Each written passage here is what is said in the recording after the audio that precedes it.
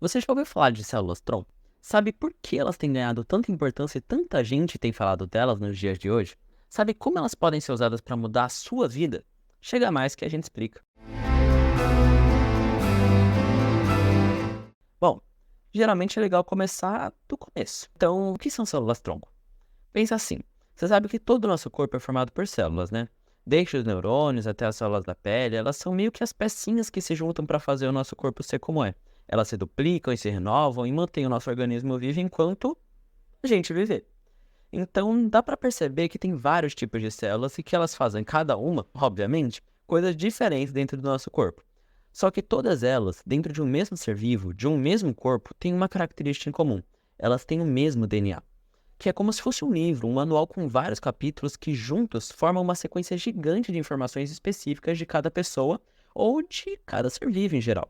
É o que faz cada um ser cada um. Ele codifica todas as características de cada ser. Bom, o que acontece é que ele aparece em todas as células do corpo exatamente igual. É o mesmo livro. Só que cada uma também lê só os capítulos específicos para fazer as tarefas que ela precisa. Ou seja, por exemplo, as células que compõem a nossa pele precisam de informações diferentes que os neurônios, e por isso elas leem partes também diferentes do manual e fazem coisas também diferentes. Quando a gente tem células assim, que leem só partes específicas do DNA, a gente chama elas de diferenciadas. Só que agora pensa comigo. Antes dessa célula ter aprendido, antes dela ter lido o manual, ela ainda não tinha nenhuma função específica, mas podia abrir qualquer parte do livro para poder se especializar em fazer alguma coisa. É esse tipo de estágio, essa característica que define uma célula-tronco. Elas ainda não leram nada do manual e por isso não são especializadas em nada. São indiferenciadas, mas elas podem e vão ter que aprender alguma coisa para fazer no corpo. Por isso, vão ler alguma parte desse manual gigante, que é o DNA, qualquer uma que seja, e aí elas se especializam em alguma coisa. Isso a gente chama de pluripotência. É a capacidade das células-tronco, que são indiferenciadas, de se transformar em qualquer outro tipo de célula do corpo. São essas duas características gerais, a indiferenciação e a pluripotência, que definem as células-tronco. Só que, ainda assim, existem vários tipos diferentes delas, como a gente vai ver mais para frente. Em geral, o que diferencia um tipo do outro é o lugar onde elas são encontradas e a capacidade de pluripotência. Algumas, por exemplo, conseguem se diferenciar em todas as células do corpo e outras só nas do sangue e por aí vai. Só que, de qualquer jeito, pensa comigo. Se são as células que formam cada parte do nosso corpo, cada menor pedacinho, então todos, ou pelo menos a grande maioria dos problemas, acidentes e deficiências físicas que a gente tem ao longo da vida também são relacionados com elas. Se um osso quebra, o corpo precisa fazer mais células ósseas para reformar esse osso. E a mesma coisa para feridas na pele, órgãos e até veias e artérias. Às vezes, essa produção de células novas se dá por duplicação das que já existem, mas às vezes não dá para fazer isso ou simplesmente esse processo de autorrenovação, de duplicação, vai demorar demais para o corpo conseguir se regenerar de uma maneira saudável. Então, se a gente conseguir interferir para produzir mais células, essa recuperação é muito mais rápida e muito mais eficiente. Então, como a gente consegue produzir células novas? Pelas células-tronco. Legal, né? Se liga nos exemplos. O primeiro artigo é titulado como Aspectos celulares da regeneração hepática. Nesse artigo veremos uma análise das propriedades da regeneração hepática em meio à óptica celular. Além disso, também fala sobre como as células-tronco estão relacionadas ao processo regenerativo hepático, e o artigo ainda busca analisar as células responsáveis, como elas atuam e os seus resultados. O artigo primeiramente fala sobre como o fígado é extremamente complexo e importante para o ser humano. Durante a vida de diversos seres há uma constância da massa hepática. Para que isso ocorra, é necessária a manutenção do tecido do fígado. Essa capacidade regenerativa é descrita há muito tempo na história da humanidade. Até mesmo na mitologia grega, onde Prometeu teria seu fígado devorado constantemente por uma águia. Em 1931, fora feita uma experiência desenvolvida por Higgins e Anderson. Consistia em uma hepatectomia parcial de 2/3 do fígado. A hepatectomia parcial é a cirurgia para a remoção de parte do fígado. Ela tem vantagem, por induzir resposta regenerativa do fígado sem causar danos no tecido restante, o que difere de outros processos prejudiciais por agentes tóxicos, virais e cancerígenos, onde a capacidade regenerativa é prejudicada. Em casos onde a propagação de hepatócitos é interrompida, células capazes de se diferenciar em tecido hepático entram em ação, como células-tronco do próprio fígado, células ovais, células-tronco extrahepático ou células-tronco de origem hematopoética, que são células estaminais com potencial para dar origem a todos os outros tipos de células sanguíneas. Além disso, outros mecanismos como genes, citocinas e fatores de crescimento estão envolvidos no processo regenerativo. O mecanismo exato de regeneração e interação entre células e citocinas não está devidamente esclarecido. Os autores do artigo também datam uma observação nas sequências de eventos orquestrados que resultam na regeneração deste órgão. Segundo os autores, comprovar este processo pode melhorar o manejo dos casos de doença hepática terminal, particularmente a partir da indução do processo regenerativo do fígado. Em modelos animais, a sintase do DNA começa dentro de 12 a 16 horas após o processo da hepatectomia, com o pico entre 24 a 48 horas. 3 dias após uma hepatectomia, a restauração da massa hepática, mas a rede de tecidos é diferente de um tecido hepático normal. A rede de tecidos e a função hepática são restabelecidas por volta das 8 até 10 dias após a cirurgia. Além disso, células-tronco do fígado fetal têm demonstrado grande potencial para regenerar o fígado danificado e podem ser usados em transplantes, mesmo em situação de incompatibilidade imunológica. Células ovais do fígado são células-troncos que ajudam na regeneração do fígado, intestino e pâncreas. Elas foram identificadas em estudos sobre câncer hepático e se propagam em resposta a danos no fígado. Originam-se de ductos de Hering ou de células próximas aos ductos biliares e também a capacidade de se transformar em diferentes tipos de células, dependendo da lesão hepática. Estudos sugerem que as células ovais podem se ativar para regenerar o fígado quando os hepatócitos não conseguem se proliferar, apesar de algumas pesquisas indicarem que células-troncos hematopoéticas podem se transformar em células hepáticas. As evidências apontam que as células ovais são um tipo de específico de células-troncos hepáticas e não derivam de células-troncos hematopoéticas. Atualmente, está sendo muito discutido o tratamento de pacientes com doenças isquêmicas no coração. Essas doenças acontecem com a formação de placas de gordura nas artérias, o que diminui muito o fluxo de sangue. Depois desse infarto, começa a cicatrização, onde os fibroblastos, que têm exatamente essa função de cicatrizar, começam a retirar as células mortas da área e criar uma parede rica em colágeno, mas que também gera alguns efeitos negativos, né?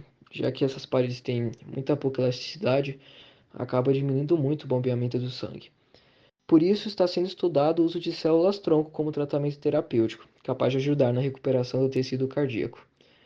As células-tronco embrionárias são um exemplo, e também por sua plasticidade, elas são muito promissoras, mas que por algumas questões éticas não são tão usadas, já que é preciso destruir embriões para coletá-las. Por isso, as células-tronco mesenquimais são a melhor opção, já que podem fazer células maduras quando usadas e não criam tumores quando são injetadas. E estudos mostram que esse tipo de célula consegue ficar um grande período congelado, sem perder sua função. Por isso, grandes bancos de células animais, como o do porco, estão sendo usados, o que garante um grande tempo para o uso terapêutico e o controle dessas células. O potencial terapêutico das células mesenquimais está sendo muito testado em ratos e em porcos, principalmente em porcos, já que possuem várias características fisiológicas e anatômicas semelhantes aos humanos, e assim garante maior segurança para o tratamento em nós, né? Já que ainda não se sabe como o nosso corpo vai reagir caso sejam injetadas essas células. Bom, as células mesenquimais, ou também células-troncos mesenquimais, elas são especializadas numa área de atuação reservada à parte óssea, cartilaginosa, adiposa, que são os tecidos que armazenam gordura, e também a parte musculosa do corpo. A sua presença, logicamente, está nas partes do corpo correspondentes a estas áreas. Então, está na sua medula óssea, seus dentes, e caso você for ainda um bebê, no seu cordão umbilical. Aliás, falando dele, uma pequena curiosidade. Você sabia que essa estrutura que conecta o feto à placenta da mãe está sendo utilizada para tratar osteoporose e as doenças autoimunes? Então, o motivo é que ele possui alta concentração de células-troncos, especificamente dentro dele, onde fica a geleia de Wharton, que protege as veias e artérias dentro do cordão. Sem mais delongas, procurando aprofundar esse tema, agora iremos mostrar uma visão geral e científica dessas células, com base em porcos. A pesquisa utilizou 38 porcos, todos em jejum e sedados, que foram induzidos a um infarto do miocárdio, que é uma das paredes do coração, bloqueando a artéria coronária, que é um vaso sanguíneo vital para o corpo, com o uso de catéteres, causando a formação de coágulo e na morte do tecido que era banhado pela artéria. 30 dias depois, os porcos foram submetidos a uma segunda cirurgia, na qual células-troncos, retiradas da gordura abdominal do mesmo porco e cultivadas em laboratório, foram injetadas nas áreas danificadas do coração. Após 60 dias, os porcos foram sacrificados para uma análise mais detalhada do resultado obtido, que, além de revelar a formação de novos vasos sanguíneos e cicatrizações, houve nenhuma resposta inflamatória por parte do corpo, o que indica que o uso das células-troncos mesenchymal foram um sucesso. Mas agora vamos voltar para o exemplo do início. Lembra que cada célula lê uma parte específica do DNA para conseguir fazer o que precisa, né? Mas e se a gente conseguisse pegar uma célula já diferenciada e especializada e fazer ela esquecer o que ela leu? Ela volta a ser uma célula-tronco. Agora ela pode começar a ler de novo e se transformar em outra célula. Bacana, né? Isso a gente chama de pluripotência induzida. E, consequentemente, as células-tronco são formadas desse processo de iPSCs, que, na sigla em inglês, significa a mesma coisa. E a gente já descobriu formas de fazer isso, o que, na prática, cria uma fonte de células-tronco muito mais eficaz que todas as outras que a gente conhecia até agora. Além de serem plenamente pluripotentes, sem limitações de especialização, elas também se duplicam em grande quantidade e, como podem ser induzidas de qualquer outra célula do corpo, os procedimentos para sua aquisição são muito menos invasivos, já que não é necessário nenhum tipo de intervenção cirúrgica, só no máximo uma amostra de célula do sangue ou coisa do tipo. Agora pega só esse estudo feito por pesquisadores de Tóquio em 2021. Eles pegaram células específicas do sangue de um paciente saudável, chamadas de células T, e basicamente usaram um vírus desenvolvido em laboratório, chamado de vetor Sendai, para que ele pudesse entrar nessas células e estimular a produção de proteínas que iam fazer esse trabalho de apagar a memória delas, fazer elas esquecerem aquilo que elas tinham lido do DNA. Só lembrando que essa é uma técnica bem estudada e que não tem risco nenhum, já que não é um vírus capaz de criar nenhuma comorbidade. Logo depois de criar essas IPSCs, os pesquisadores induziram essa duplicação em ambientes controlados, e então induziram também a sua diferenciação, a sua especialização em células ósseas chamadas de osteoblastos, que basicamente são as responsáveis por iniciar a formação de ossos novos no corpo. Então eles passaram esses osteoblastos para grandes fraturas na calvária, que é um nome chique para a parte de cima da cabeça de ratos, e compararam a recuperação desses, que receberam os osteoblastos, com os de que tinham de se recuperar sozinhos, os dois grupos com feridas iguais.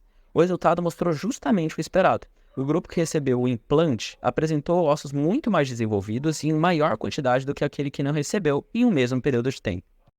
Bem, rapaziada, chegando no final do vídeo, eu vou fazer as declarações finais. E a gente pôde perceber a importância do tema e de conhecer sobre ele também. E eu creio que todos, se não quase todos, sabiam que eram células-tronco, certo?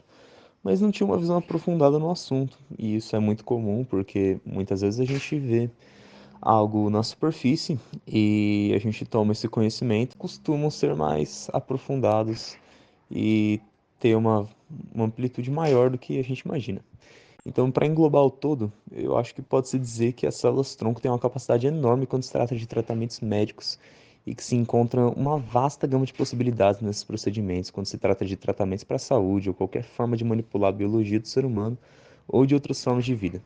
Os caminhos são muitos, muitos mesmo, e em grande parte inexplorados.